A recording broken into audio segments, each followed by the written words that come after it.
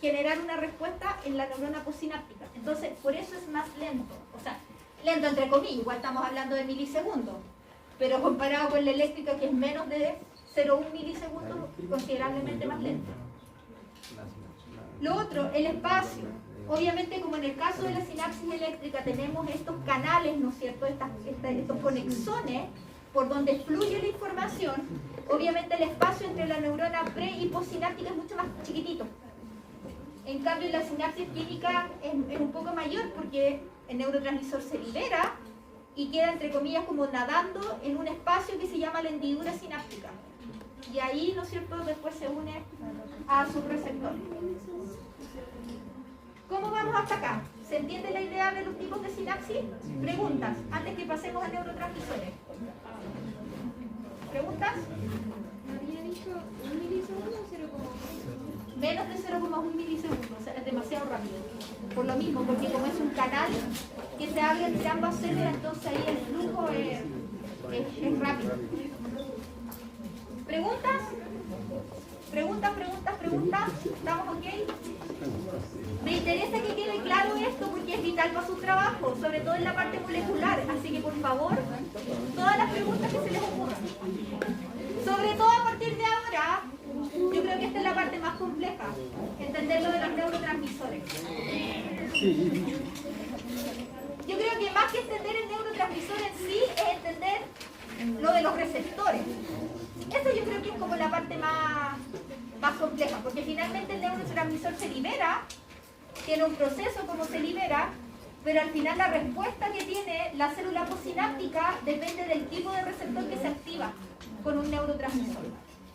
Entonces, y en el caso de las drogas, ¿cómo actúan las drogas? ¿Se actúan como emulando un tipo de neurotransmisor o actúan bloqueando la actividad de un neurotransmisor? Entonces, Profe, dígame. ¿hay alguna manera de que esos canales de neurotransmisores queden dañados? Canales de neurotransmisores. ¿A qué se refiere con canales de neurotransmisores? Lo que permite recibir los neurotransmisores. En la sinapsis, lo que permite recibir los neurotransmisores. ¿Hay alguna manera de que esos canales queden dañados a causa de la droga? Más que dañados, lo que puede ocurrir es que se bloquee su actividad. Puede ocurrir que, producto de la unión de la droga, los receptores ya no estén disponibles en superficie, sino que se pueden internalizar. Y ya no hay como receptores disponibles para los neurotransmisores endógenos. Podría ser eso, principalmente. ¿Entonces cierran para siempre?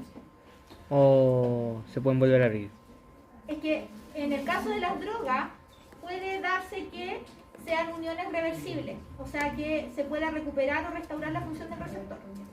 Puede ser con otra droga que contrarreste el efecto de la droga original, o simplemente en la ausencia de la droga que ocasionó el problema con ese receptor en particular. Pero ahí ya entramos en otros problemas como el síndrome de abstinencia y la dependencia psicológica, física, etc. Ya, pero no es como que la droga perjudique la estructura. Lo que puede hacer es bloquear o generar que se internalice el receptor y ya no quede disponible para que el neurotransmisor endógeno se una, por ejemplo. Eso sí. Neurotransmisores, entonces. La gracia de los neurotransmisores es que son sustancias químicas que son sintetizadas por la propia neurona. La neurona se encarga de formar los diferentes tipos de neurotransmisores que conocemos. Pero obviamente, para sintetizar un neurotransmisor, la neurona va a necesitar diferentes, lo que se llaman sustratos para poder generarlo. Que vamos a verlos más adelante. O sea, estos no se generan por, ¿cómo se llamaba antes? La generación espontánea, como que aparecen, sino de que tienen una síntesis lógica a partir de ciertos componentes químicos, que pueden ser aminoácidos u otros sustratos. ¿Dónde se encuentran estos neurotransmisores? Los neurotransmisores se encuentran en las terminaciones de las células presinápticas, los botones que se llaman sinápticos o las terminaciones axónicas, ¿ya?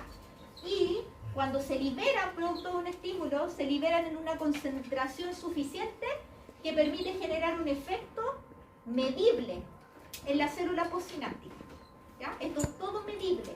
Si nosotros tuviéramos microelectrodos y tuviéramos una sinapsis así frente a frente, nosotros podríamos colocar este electrodo en la neurona postsináptica y medir el efecto de la liberación de un neurotransmisor. Y otra cosa que también es característica de los neurotransmisores es que una vez que se liberan, estos neurotransmisores no pueden estar disponibles para siempre en el espacio sináptico, tienen que desaparecer. Y existen diferentes mecanismos que regulan esta disponibilidad de neurotransmisores en el espacio sináptico y que también lo vamos a ver, que son de diferente índole cada uno de sus mecanismos. Otra cosa importante, que existen estos criterios que ya les mencioné, ¿no es cierto? Pero se suma un criterio más que me permite distinguir cuando estoy frente a una molécula que está categorizada como un neurotransmisor. Es que existen ciertas sustancias, ya sean drogas o fármacos, que son capaces de emular la acción de un neurotransmisor endógeno. Y de hecho, es gracias a muchas drogas sintéticas, como también principios activos aislados de plantas, de hongos, etc., las que permitieron poder caracterizar muchos de estos receptores y muchos de estos tipos de neurotransmisores.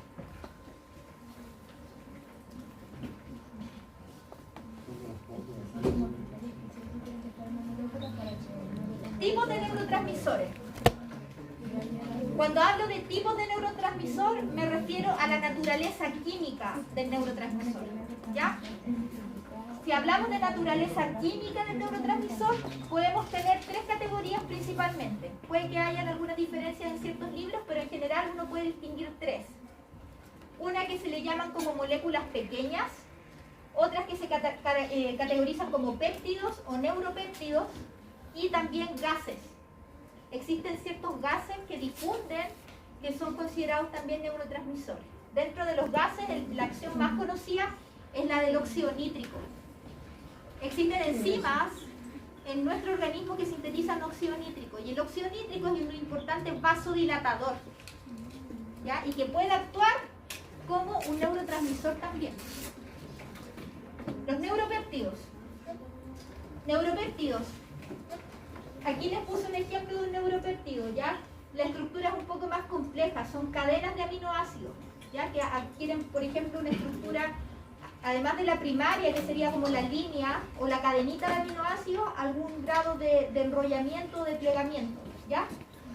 Pero tenemos dentro de estos péptidos endorfina, tenemos la vasopresina, oxitocina, todos ellos son o entran en la categoría de péptidos o neuropéptidos. Ahora, en lo que son consideradas las moléculas pequeñas, tenemos principalmente las que se conocen como monoaminas y aquellos neurotransmisores que son aminoácidos.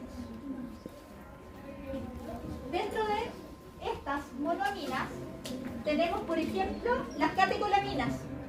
Catecolaminas son dopamina, epinefrina o adrenalina, noradrenalina o norepinefrina. Todas ellas entran dentro de la categoría de las catecolaminas. Y todas estas catecolaminas derivan de un aminoácido, que es la tirosina. La tirosina es el aminoácido y a partir de ella, a través de una serie de reacciones enzimáticas, obtenemos estas catecolaminas. Otra monoamina son las que se denominan indolaminas. Dentro de las indolaminas, la que más les debe sonar es la serotonina. Esta serotonina deriva de otro aminoácido importante que está dentro de la categoría de los aminoácidos esenciales, que son aquellos que nosotros adquirimos mediante la dieta, y que es el triptófano. De hecho, no sé si han escuchado que gente que tiene carencia del consumo de triptófano a veces se relaciona con trastornos de tipo depresivo. Justamente porque si no tengo fuente de triptófano, difícilmente voy a poder estar sintetizando serotonina, que es justamente una de las hormonas, de los neurotransmisores, que se relaciona con los trastornos de ánimo, tipo depresivo. Otra pequeña molécula también que podemos categorizar dentro de este grupo es la acetilcolina, que es el típico neurotransmisor de la unión neuromuscular. ¿Ya? Ese es un clásico ejemplo. Aminoácidos. Glutamato. El glutamato es un aminoácido. El GABA es un aminoácido. ahí dice otros, pero glutamato, GABA, glicina, la glicina es un aminoácido y también actúa como un neurotransmisor. Pero esto, como, estas cosas Categorías, divisiones, hay que saberlas para presentarlas en el trabajo, como Obvio. específicamente. obvio, o sea, si tú metas, Las que actúan dentro del trabajo. obvio, o sea, tú defines todas las vías donde tiene algún efecto tu droga de estudio. Y de acuerdo a eso tú dices, ya, actúa Según el asociativo, porque según el neurotransmisor hay diferentes formas. Porque, por ejemplo, la serotonina te habla del ánimo. claro, o sea, por ejemplo, serotonina, y vas a tener receptores para serotonina, que dependiendo, como vamos a ver, del tipo de receptor de serotonina, van a ser las respuestas gatilladas en la neurona postsináptica. Y lo mismo para todo, para todo, tienes que identificar si estamos frente a un aminoácido, si estamos frente a una monoamina, si estamos frente a un péptido, qué tipo de receptor se activa con ese neurotransmisor y qué vía arriba abajo de la activación de ese receptor ocurre en la neurona postsináptica. Ya vemos que en esa neurona postsináptica ocurre un potencial postsináptico excitatorio, inhibitorio, etc. Tienen que describir en lo micro qué sucede para cada caso.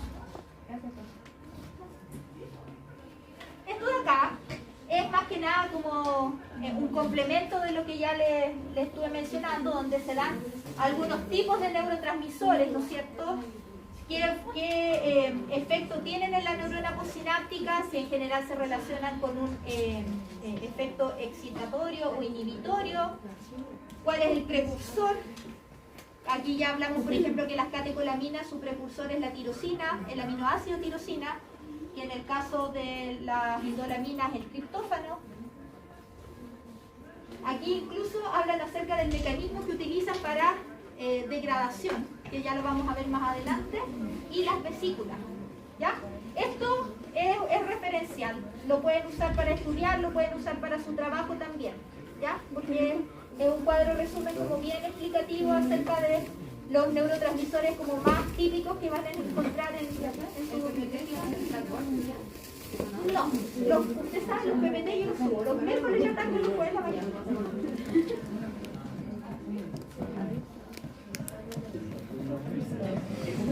Ya. Vimos que existen diferentes naturalezas químicas de neurotransmisores y también yo les puedo decir que dependiendo de la naturaleza química del neurotransmisor van a existir diferentes tipos de síntesis del neurotransmisor. Por ejemplo, cuando hablemos de neurotransmisores que son de tipo peptídico, esos neurotransmisores se sintetizan a nivel del soma de la neurona. Se sintetizan en el soma de la neurona, ¿por qué? Recuerden que cuando estudiaron los tipos de células, ¿no es cierto?, en una parte del Pinel hablaba como de todos los organelos, del núcleo, del ribosoma, del retículo endoplásmico, del Golgi, etc. ¿Por qué? Porque existen muchas moléculas que siguen esta misma ruta de este tipo de neurotransmisores. ¿Y qué pasa? Se sintetizan en ribosomas que están adosados al retículo endoplásmico. Se forman vesículas. Esa vesícula pasa por el aparato de Golgi y finalmente viaja por el axón hasta el terminal sináptico. ¿Cómo viaja por el axón? ¿Se acuerdan qué pasaba en el axón? ¿Qué hay en el axón que permite el movimiento de vesícula?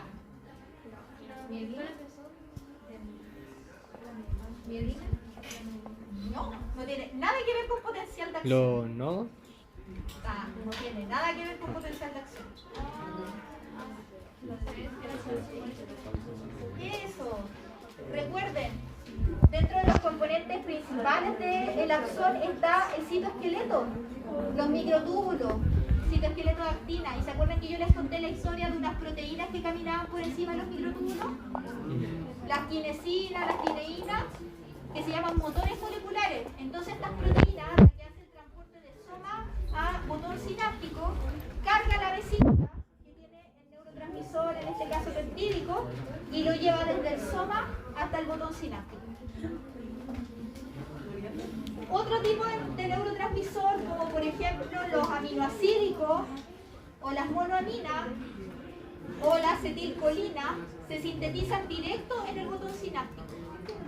No necesitan ser transportados del soma hacia el botón sináptico, sino que está toda la maquinaria necesaria para sintetizarla a este nivel. ¿Ah? Esta síntesis en el botón sináptico son los neurotransmisores tipo aminoácidos, o las monoaminas, o la acetilcolina. ¿Ya? Todos ellos se pueden sintetizar a este nivel porque está toda la maquinaria necesaria para poder hacerlo. Y a su vez son empaquetados también aquí. O sea, aquí también se forman vesículas. ¿Ya? Que van a contener estos neurotransmisores.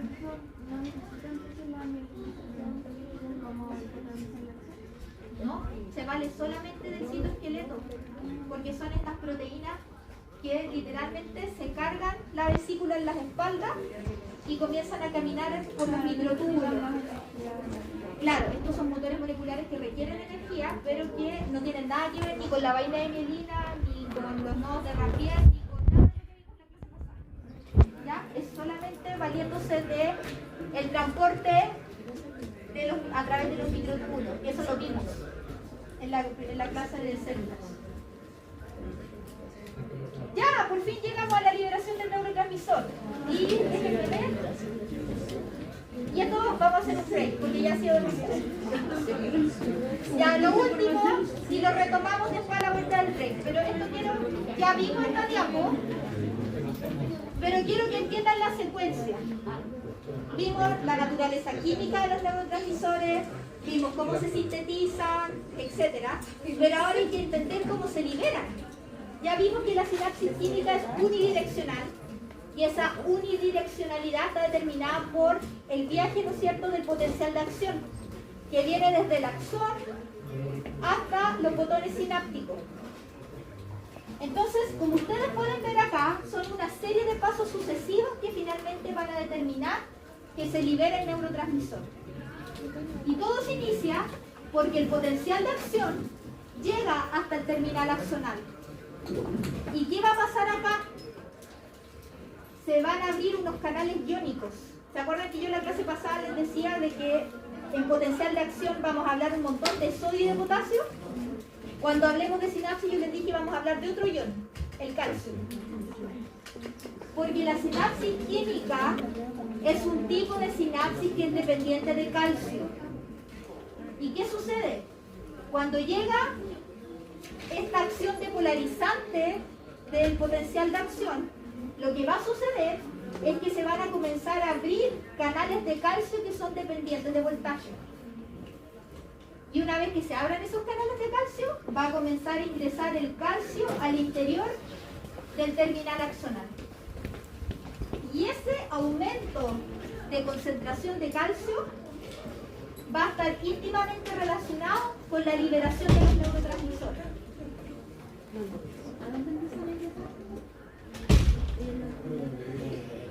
Llega el potencial de acción al terminal axonal, se produce este efecto depolarizante de la membrana y se abren los canales de calcio dependientes de voltaje. El calcio comienza a ingresar al botón sináptico, aumentando su concentración dentro del botón sináptico. Y ese aumento de concentración está íntimamente ligada con que finalmente estas vesículas que contienen neurotransmisor se fusionen a la membrana presináptica y liberen el neurotransmisor. Tranquilidad. Ahora vamos a hacer el break y vamos a de nuevo retomar lo del calcio, ¿ya? Porque hay como varios aspectos que tengo que decir. La apertura de esos canales de calcio va a hacer de que comience a ingresar ion calcio hacia el interior del terminal sináptico y por ende empieza a aumentar su concentración. Como les adelanté antes del break, el calcio tiene un efecto determinante en todos los eventos posteriores que ocurren, ¿ya? Para la liberación del neurotransmisor. ¿Y por qué se da esto? Porque existen en las mismas vesículas que contienen los neurotransmisores unas proteínas que actúan como sensores de calcio. Ya sea porque el calcio se une en ellas y por ende determinan un efecto en particular. Una de ellas es una proteína que se llama sinapsina. ¿Qué es la sinapsina? Es una proteína que permite el anclaje de las vesículas sinápticas a componentes del citoesqueleto dentro del mismo botón sináptico. Y cuando comienza a aumentar el calcio dentro de este botón sináptico, lo que sucede es que estas vesículas se empiezan a soltar. Ya no están ancladas a elementos del citoesqueleto, sino que se empiezan a soltar. Ese es el primer efecto del calcio. El segundo efecto del calcio tiene que ver con otra proteína que se encuentra también en la vesícula. ¿Puedes repetir de nuevo el primero, por favor? Sinapsina. La sinapsina es una proteína que une calcio. Y lo que hace es que una vez que une el calcio, hace que las vesículas que están ancladas a componentes del citoesqueleto se suelten, porque esa es la única manera de que se pueda fusionar con la membrana de la neurona presináptica. Entonces, ese es el primer efecto del calcio. El segundo efecto del calcio tiene que ver con la fusión de la vesícula a la membrana presináptica. Y en eso participan las siguientes moléculas, que se denominan SNERs. SNERs. Entonces, se sueltan las vesículas del citoesqueleto y luego se fusionan con... Ahora voy a explicar eso. Un efecto del calcio es que las vesículas que estaban ancladas se liberen y estén como disponibles para poder fusionarse en la membrana presináptica. Ancladas en la Citoesqueleto. La sinapsina es la proteína que responde a calcio. Y esa, por efecto del calcio, se fosforila, que no quiero entrar en tantos detalles bioquímicos, pero se fosforila, y esa fosforilación hace de que se pierda ese anclaje con la membrana presináptica. Ya, el otro efecto del calcio tiene que ver con la fusión de la vesícula a la membrana presináptica. Y participan unas proteínas que se encuentran tanto en la membrana de la vesícula como en la membrana presináptica. Y estas proteínas se llaman SNERs. Y existe un SNER de la vesícula, por eso se llama B-SNER, y SNER de la membrana presináptica, que se llaman T-SNER o T-SNER, ¿ya? T de target, por membrana blanco. Entonces, ¿cómo ocurre esto cuando empieza a ingresar el calcio? Dentro de la vesícula existe un sensor de calcio que es una proteína que se llama sinaptotagmina. Y esta sinaptotagmina sensa el calcio y genera finalmente que estas B-SNERs y T-SNERs se unan. Es como que yo las acerco y las enrollo. Y ese enrollamiento entre esa proteína B-SNER y T-SNER hace que ambas membranas se aproximen. Se aproximen tanto que finalmente se fusionan y se libera el neurotransmisor. Pero si no hubiera calcio, no ocurriría esto, porque depende de esta proteína que sensa calcio. Es la única forma que finalmente se gatille, ¿no es cierto?, la unión de estas proteínas SNERs y finalmente ocurra la fusión de las membranas y liberación del neurotransmisor. Entonces, el potencial de acción llega y ahí es como que se van llenando las vesículas con la... El potencial llega y lo que hace es que la depolarización hace que se abran los canales de calcio dependiendo de voltaje. Comienza a entrar el calcio dentro del terminal sináptico. Ese aumento de calcio tiene diferentes efectos. Que las vesículas que están ancladas comiencen a soltarse y quedar disponibles para fusionarse con la membrana y participa en el proceso de fusión propiamente tal, permitiendo que estas proteínas interactúen y ayuden a que ambas membranas se aproximen y se fusionen, permitiendo la liberación del neurotransmisor. Pero esos neurotransmisores están siempre en la vesícula. Exactamente, las vesículas son los reservorios del neurotransmisor.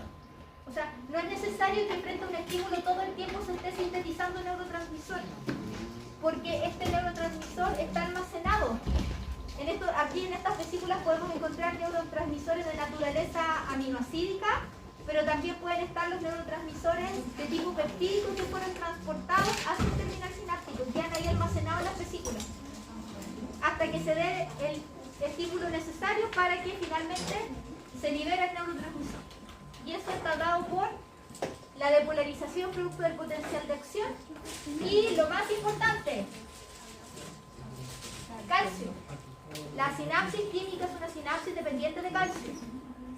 Sin entrada de calcio, este proceso sería extremadamente lento. El calcio al final lo que hace es estar acelerando todo por estos mismos sensores que existen que favorecen que se suelten estas vesículas de este anclaje y que participa en el proceso de fusión propiamente tal.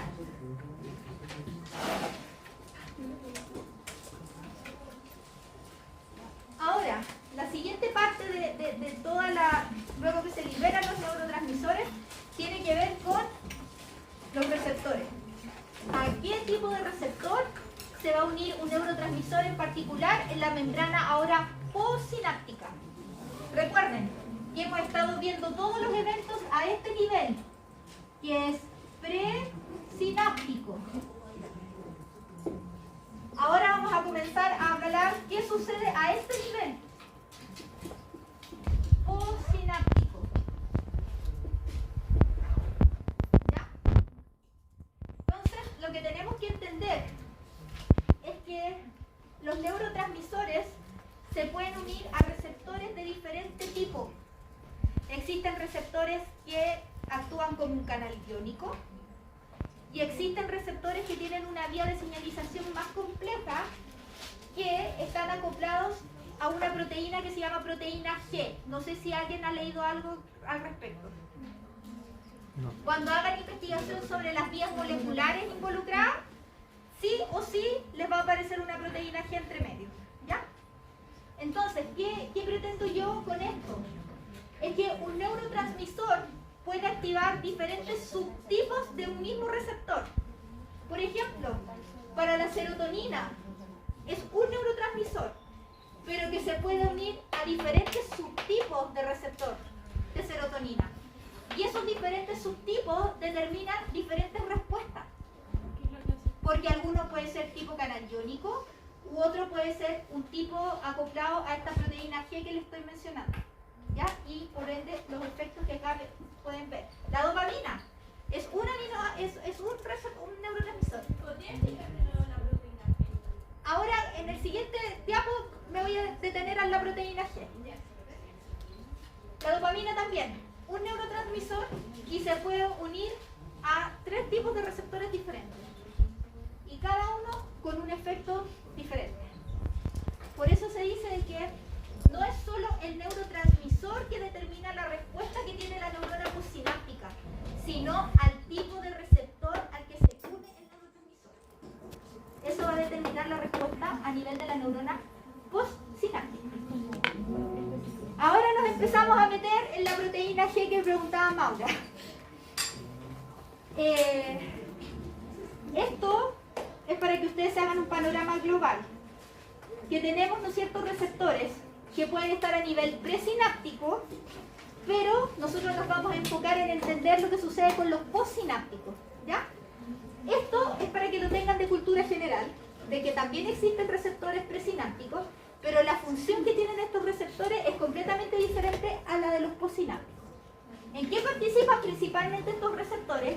Están relacionados principalmente con la regulación de la cantidad de neurotransmisor que está en el espacio sináptico.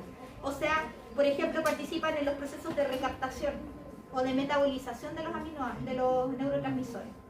¿Ya? Entonces, por ejemplo, hay uno que promueve la recaptación del neurotransmisor.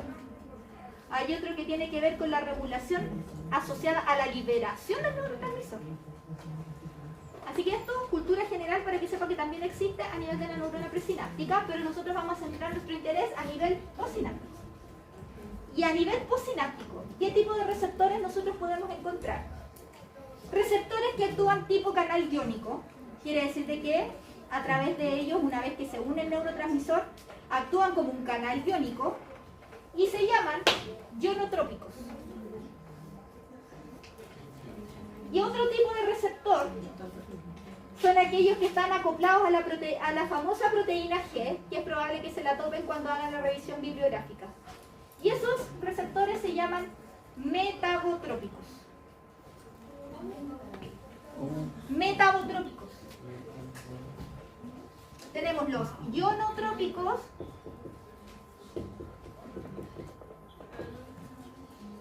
ion, y los metabotrópicos. ¿Ya? Entonces, estas imágenes que están acá se refieren a estos tipos de receptores que son los postsinápticos. Tenemos entonces el receptor que se comporta como un canal iónico, y eso quiere decir de que cuando el neurotransmisor se une al receptor, este receptor que es un canal iónico se abre, deja pasar iones. Pueden ser iones sodio, iones cloruro, dependiendo del tipo de receptor. Cuando es un metabotrópico, este receptor está acoplado a una proteína que se llama proteína G. Esta proteína G es una proteína trimérica, está formada por 3 subunidades. ¿Y qué hacen estas subunidades? ¿Y por qué es tan importante entender lo de la proteína G? Lo que sucede es que en este caso, en este tipo de receptor, cuando el neurotransmisor se une al receptor, este receptor tiene lo que se denomina en la química de proteínas un cambio conformacional. O sea que la unión del ligando genera un cambio en la estructura del receptor que favorece la activación de esta proteína G que está literalmente acoplada al receptor. Y cuando se activa, esta proteína G se disocia. Y esa disociación tiene diferentes efectos, que la vamos a ver a continuación. Más que nada para hacer la explicación, se dice metabotrópico porque es como que metaboliza los metabolismos. No sé cómo llamarlo, pero tiene que ver No, con es que metabolismo. claro, no es que metabolice, pero se asocia a metabotrópico porque son una serie de procesos que tienen que ver como con la fisiología celular propiamente tal. Porque estas proteínas G están involucradas en diferentes vías de señalización intracelular que pueden tener efectos tan amplios como incluso la regulación de la expresión génica a nivel de la neurona. Entonces, por eso va el metabotrópico, no es como que de metabolismo propiamente tal, sino que es un poquito más amplio que solo metabolismo. Puede participar, pero no es lo único. Son otras vías también que están involucradas. ¿Puedes explicarme una vez la unión del ligando, por favor? ¿Al ligando con qué? No ¿A qué sé, nivel? el que dijo lo de... Ah, ya. Lo que pasa es que en este caso, para que se active esta proteína, que es la famosa proteína G, lo que tiene que ocurrir es que en este tipo de receptores metabotrópicos, cuando se une el ligando, se genera un cambio en la conformación del receptor y ese cambio de conformación activa esta proteína. ¿Y qué sucede con esto? Yo les dije que estaba formada por 3 subunidades. Hay una subunidad alfa y la beta gamma. La alfa actúa por su cuenta y la beta gamma actúa por su cuenta también. Entonces, cuando se activa, se disocia la subunidad alfa de la beta y gamma y cada una de ellas tiene un efecto particular que está dado en lo que yo les muestro acá. Es muy probable, y que de hecho está dentro de las tablas que les mostré, que describan los diferentes receptores para un neurotransmisor como un receptor acoplado a proteína GS, GQ, GI, etc. ¿Ya? ¿Y a qué se refiere cada una de ellas? Con la vía de señalización que está involucrada. Por ejemplo, aquellos receptores que están acoplados a una proteína de tipo GS, si se la topan, GS, siempre va a estar asociada al aumento de un segundo mensajero que es el AMP cíclico. Y eso lo van a encontrar en las tablas. Pueden encontrar una G0 o una GI. Y eso está asociado con la disminución del AMP cíclico, por ejemplo, sobre todo más que la G0 y la GI. Hay otra que es la GQ. La GQ está asociada con el aumento de la actividad de una enzima que es la fosfolipasa C. Y eso tiene otra vía de señalización río abajo. Entonces, eso es lo que me importa que quede en su mente. Que estos receptores metabotrópicos pueden estar acoplados a diferentes variedades, por decirlo así, de proteína G. Y cada una de esas variedades de proteína G va a tener un efecto específico dentro de la célula. ¿Ya? Eso es así como muy a grandes rasgos. ¿Se entiende algo? ¿Dudas, por favor? ¿Dudas? Es que los veo con una cara de así de demasiada información. Necesito que me pregunten, por favor, lo que sea.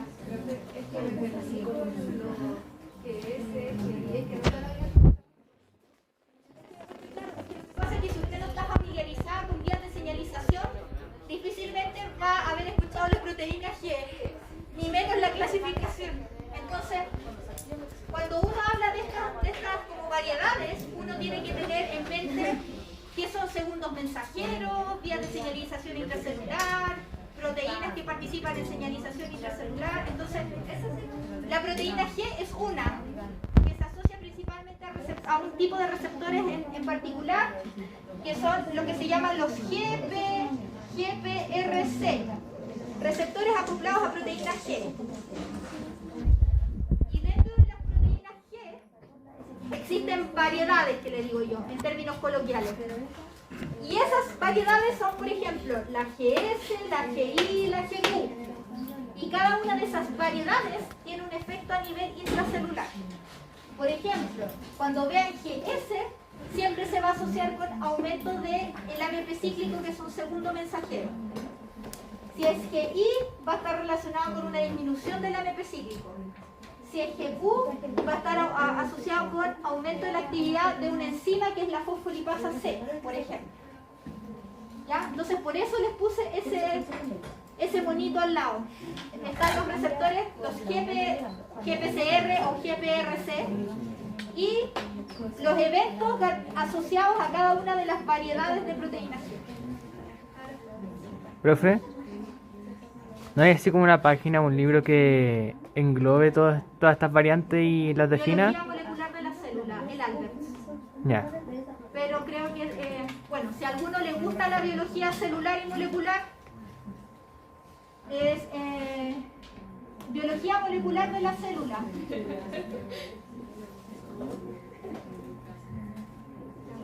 De la célula, que es, el autor es de apellido Alberts. Todos los conocen como el Alberts. El otro, que también es un libro de biología molecular, el apellido del autor es Lodich. Y todos lo conocen como el Lodich. El Alberts, el Lodich. Para todos los que estudian biología molecular, esos son como los libros de cabecera.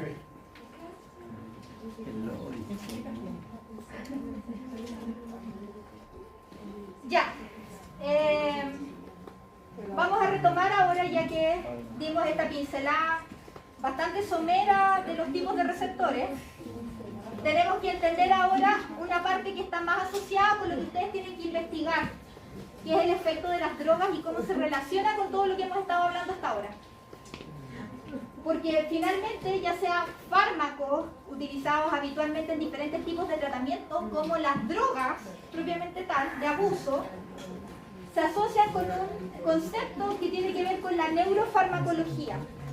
¿Y qué es la neurofarmacología? Finalmente es el estudio de cómo estos receptores de los cuales hablamos recién pueden responder frente a una droga en particular o un fármaco en particular, debido a que estas drogas o fármacos lo que finalmente hacen es emular o simular el mismo efecto del neurotransmisor endógeno o bloquear el efecto del neurotransmisor endógeno. Y en ese caso vamos a estar hablando de moléculas que actúan como agonistas o moléculas que actúan como antagonistas. ¿Puedo borrar acá?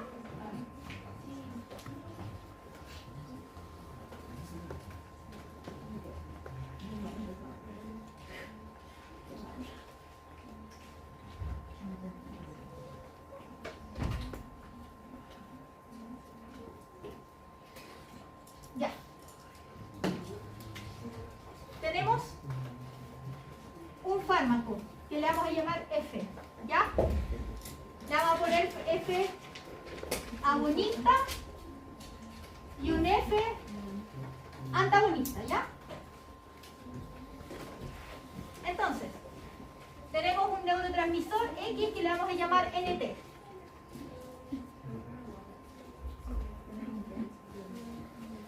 Tenemos el receptor para ese neurotransmisor NT. Ese neurotransmisor tiene un sitio de unión en ese receptor. Se va a unir el neurotransmisor a su receptor y va a gatillar una respuesta A en esa neurona postsináptica. ¿Ya?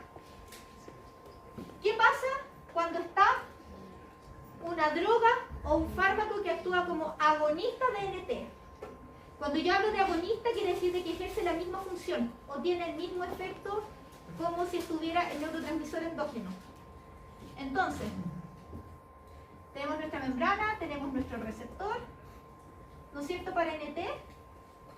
Y si se une ese fármaco agonista o droga agonista, va a generar el mismo efecto que el neurotransmisor endógeno. Ahora, sí, tenemos el mismo receptor de NT, pero ahora se une el fármaco antagonista, lo que puede pasar es que se bloquea el efecto. Por ejemplo, una persona que tenga déficit de serotonina y toma un fármaco, por ejemplo, como el Un análogo de serotonina. sí, como La sertralina, mitriptilina, sería como un fármaco agonista. Claro, porque lo que buscas en ese caso es aumentar la señal derivada de la activación del receptor de serotonina, lo que va a tener como respuesta de la disminución, ¿no es cierto?, de los trastornos asociados al déficit de serotonina. así como en teoría, entonces, por ejemplo, la Claro, exacto, exacto. Igual, por ejemplo, otro ejemplo de un antagonista, el propanolol. El propanolol, que se ocupa para las taquicardias, que es un regulador de la frecuencia cardíaca, es un antagonista de los receptores beta-adrenérgicos. ¿Por qué? Porque bloquea el efecto de ese receptor beta-adrenérgico. Diga. Creo que el antagonista entonces bloquea, no es que haga lo contrario, tiene que bloquear. Puede, es como un tapón. O puede ambas. en algunos libros o en algunas referencias dice que puede hacer el efecto contrario, pero lo general es que bloquee el efecto. Eso es como lo general. ¿Y de qué dependería eso? Depende del tipo de droga y fármaco, pero lo habitual es que se pierda el efecto derivado de la acción del neurotransmisor endógeno. Ya. El efecto quiere ser actividad sináptica. Actividad sináptica, por ejemplo. Es que el efecto puede ser. Piensen que nosotros hemos simplificado bastante como la parte más molecular de toda esta comunicación sináptica, porque lo estamos enfocando principalmente en el proceso de liberación del neurotransmisor, de la unión a su receptor y el efecto en la neurona postsináptica, principalmente vista desde el punto de vista del potencial postsináptico evocado. Cómo se va a transmitir la señal eléctrica para que en esa otra neurona se genere o no un potencial de acción. No estamos viendo absolutamente nada de las señalizaciones intracelulares que ocurren acá, porque perfectamente un neurotransmisor puede tener efectos además de la parte eléctrica propiamente tal, todo si es un canal iónico o no, todo eso está relacionado también con, por ejemplo, actividades relacionadas con regulación de la expresión génica, actividades enzimáticas, etc. Entonces por eso te digo, esto está como bien simplificado, asociado principalmente a la continuidad de, ¿no es cierto?, desde la señal química hasta estos potenciales locales que pueden generar o no un potencial de acción en la neurona postsináptica. El antagonista funciona como un tapón. En palabras simples, sí, podríamos decir porque lo bloquea. ¿Ya? Porque existen antagonistas que se pueden unir al mismo sitio de unión del neurotransmisor O también pueden haber algunos antagonistas que permiten que se una el neurotransmisor y se unen a otro sitio que bloquea igualmente la acción del neurotransmisor. ¿Ya? Entonces, esto es como lo básico de la acción agonista-antagonista. Pero hay que tener en cuenta de que estas moléculas agonistas o antagonistas también pueden actuar a otro nivel. Por ejemplo, existen algunos agonistas que pueden actuar a nivel de aumentar la síntesis de un neurotransmisor. O incluso pueden, además de la síntesis, pueden también actuar ya sea aumentando la señalización de un neurotransmisor en particular o aumentando la disponibilidad que tiene el neurotransmisor en el espacio sináptico. Y eso quiere decir de que hay algunas drogas que dentro de su efecto agonista regulan el metabolismo de los neurotransmisores para que se mantengan elevados como por más tiempo en el espacio sináptico. ¿Cómo fue lo que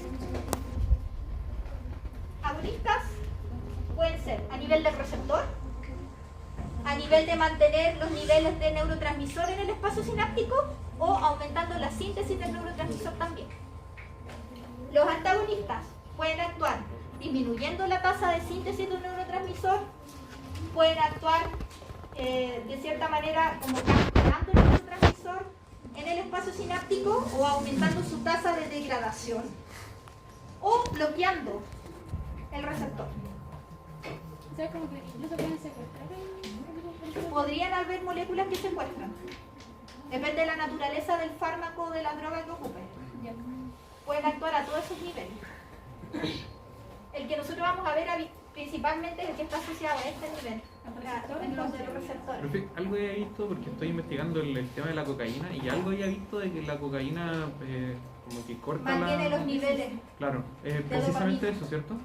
Sí, de hecho la cocaína tiene ese efecto, de que la cocaína aumenta la disponibilidad de dopamina en el espacio sináptico, porque lo que hace es bloquear canales que están involucrados en la recaptación de dopamina, y es un mecanismo de reciclaje de Ya. dopamina. Entonces bloquea esos receptores presinápticos que tienen que ver con reciclaje de dopamina y los mantiene más elevados en el tiempo acá. Entonces aumenta la señal de dopamina en la postsináptica. Y eso hace que se traben, ¿o no?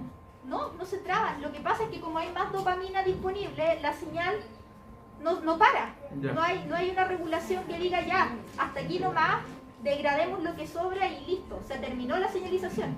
Sino de que mantiene los niveles, por decirlo, estables y la señalización es persistente. Entonces por eso tiene un efecto estimulador. ¿Eso sería agonista? O sea, más que claro, tendría un efecto agonista en el sentido de que no actúa directamente en el receptor, pero sí bloquea receptores que tienen que ver con la recaptación de dopamina. ¿Y eso sería antagonista? No. Tiene un efecto agonista porque finalmente no actúa directamente como en el receptor, pero promueve a que la dopamina permanezca más tiempo en el espacio sináptico. Y eso hace que la señal persista en el tiempo. Entonces, podría decirse que es agonista porque favorece la acción del neurotransmisor. No directamente aquí, pero sí en un proceso asociado en la señalización de ese neurotransmisor.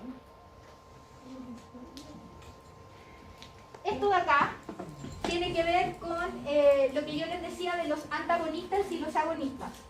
Tenemos, ¿no es cierto?, el neurotransmisor endógeno, el tipo de receptor que está asociado a ese neurotransmisor y moléculas que han sido caracterizadas ya sea de forma, o que han sido sintetizadas de forma química o que han sido aisladas de plantas u hongos o lo que sea y que actúan como agonista o como antagonista. Y acá está lo que yo les decía, el propanolol, que es un clásico inhibidor de receptores beta-adrenérgicos, ya que para personas que tienen problemas de hipertensión ocupan el acto propanolol. Esto es más que nada recordando lo que ya vimos, que no es cierto que finalmente lo que nos convoca luego de todo este paso entre la sinapsis, el neurotransmisor, etc., tiene que ver con el efecto que yo voy a lograr a nivel de la neurona postsináptica.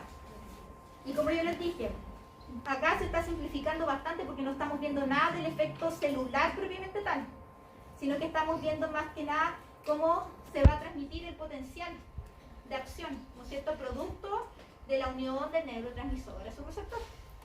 Entonces, Entonces tenemos que retomar conceptos que ya vimos la clase pasada, que es la generación de estos potenciales postsinápticos locales, donde podemos encontrar potenciales postsinápticos excitatorios y potenciales postsinápticos inhibitorios.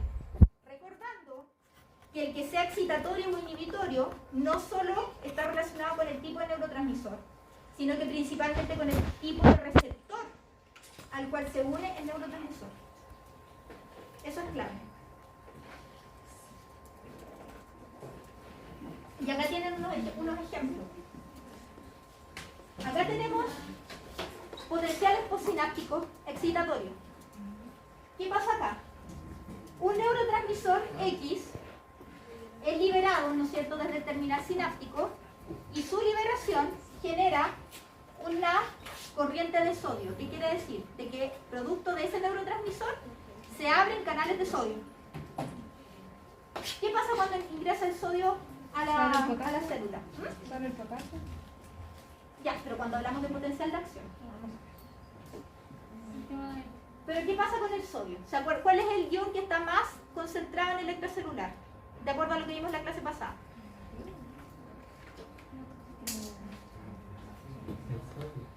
Ya, en el potencial de acción que entra, Sodio. sodio.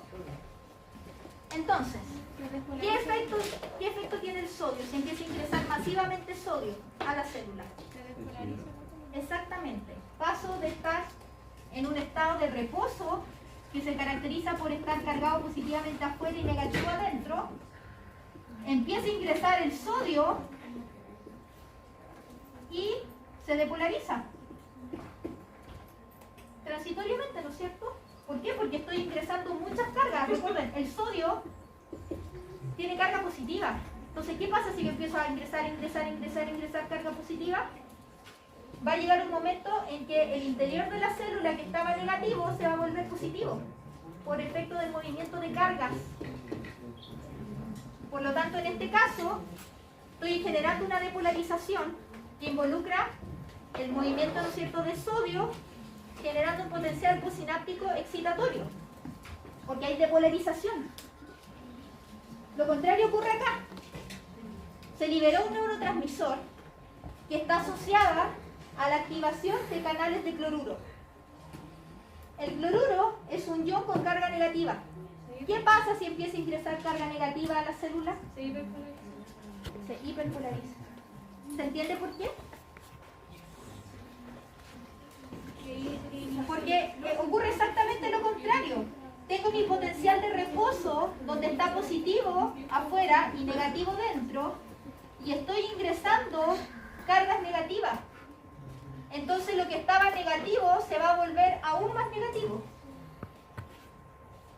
Entonces ese efecto hiperpolarizante está asociado con un efecto o una generación de potenciales postsinápticos de tipo inhibitorio.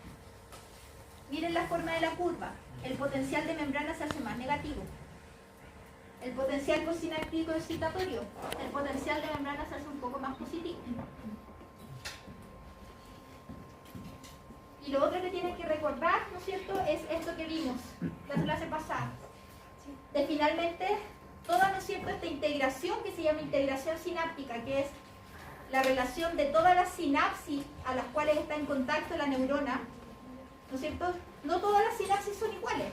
Pueden haber casos de neuronas que están inervadas por sinapsis todas excitatorias, pueden haber otras que sean solo inhibitorias, o excitatoria e inhibitoria.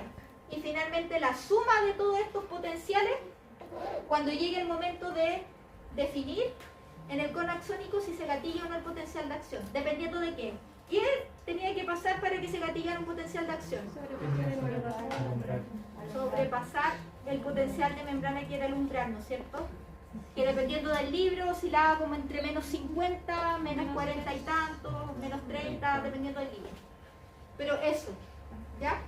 Entonces una cosa importante de estos potenciales postsinápticos es que se pueden sumar y dependiendo del efecto de la sumatoria global, finalmente decidir si es que se obtiene un potencial postsináptico excitatorio que reúne todas las condiciones para generar un potencial de acción, o simplemente se queda como un potencial subumbral que no alcanza a gatillar un potencial de acción en la neurona postsináptica.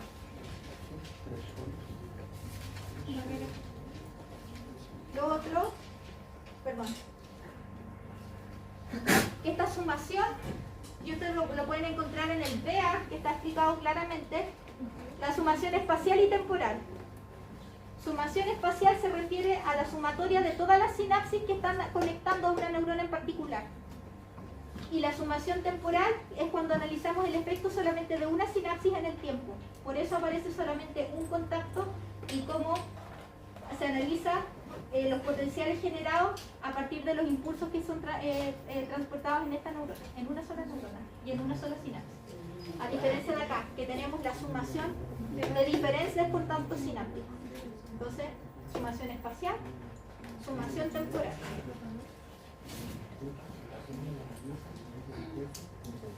Lo penúltimo tiene que ver con también la regulación, pero esto está asociado principalmente a el concepto de modulación.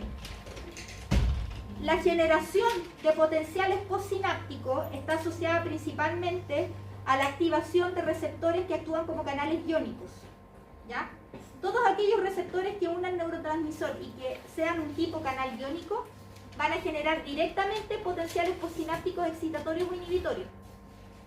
Aquellos receptores que son de tipo metabotrópico, o sea que están acoplados a proteína G, en general no gatillan un potencial postsináptico de forma directa, sino que son capaces de modular un potencial postsináptico en otra sinapsis, por ejemplo, o a través de la modulación indirecta de otros canales iónicos, ¿ya? Pero no es que en este caso gatille directamente un potencial postsináptico, sino que lo modula de manera indirecta. Generalmente lo que hacen este tipo de receptores, como no generan estos potenciales postsinápticos de manera directa, lo que hacen es modificar la eficiencia, ¿ya? Por eso se llaman que son moduladores, ¿ya? No gatillan directamente un potencial postsináptico como aquellos receptores que actúan como canal iónico, por razones obvias. Esos canales mueven cargas eléctricas a través de ellos, entonces generan diferencias de potencial y por ende son capaces de generar estos potenciales a nivel de la membrana postsináptica.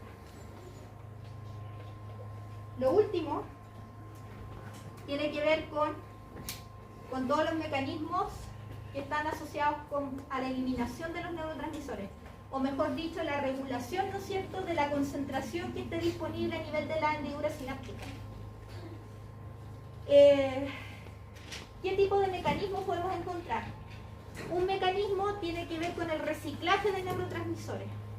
Quiere decir de que existen algunos receptores a nivel de la neurona presináptica que lo que hace es que una vez que se libera el neurotransmisor, ese neurotransmisor puede ser recaptado por la neurona presináptica y almacenado nuevamente en vesículas. Entonces eso genera que comienza a disminuir la concentración del neurotransmisor en la hendidura sináptica.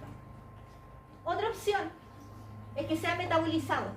Cuando me refiero a metabolizado, quiere decir de que se transforme en un compuesto inactivo, que ya no tenga la acción del neurotransmisor original. Y para ello, generalmente, en esta zona, ya sea a nivel de la neurona presináptica o postsináptica, existen unas enzimas, que son unas proteínas que tienen actividad degradadora, ¿ya? Otra opción es que, finalmente, los neurotransmisores que están concentrados a este nivel puedan difundir. ¿Y difundir dónde? Por ejemplo, el torrente sanguíneo. Recuerden de que estamos hablando dentro del contexto de un tejido. Estamos hablando de células, pero esas células están inmersas en un tejido, y en un tejido que está altamente irrigado. Por lo tanto, también perfectamente los neurotransmisores podrían difundir al torrente sanguíneo. Y eso ejercer un efecto como de disipar la señal. Y la otra opción es la que tiene que ver con las glías, principalmente los astrocitos. En la primera clase de células vimos un ejemplo que era la sinapsis tripartita. Astrocito, neurona presináptica, neurona postsináptica, y que estas células de la glía, principalmente los astrocitos, tienen también transportadores que son capaces de recapturar los neurotransmisores que están en el espacio sináptico. Entonces tenemos estos mecanismos de recaptación o de reciclaje, de degradación o de metabolización, de difusión y el efecto que tiene la glía propiamente tal. Hay otra cosa que que es importante que ustedes sepan, que tiene que ver qué sucede con todas las vesículas que se fusionan en la membrana presináptica. ¿Qué creen ustedes que sucede con esas membranas? ¿Quedan ahí para siempre?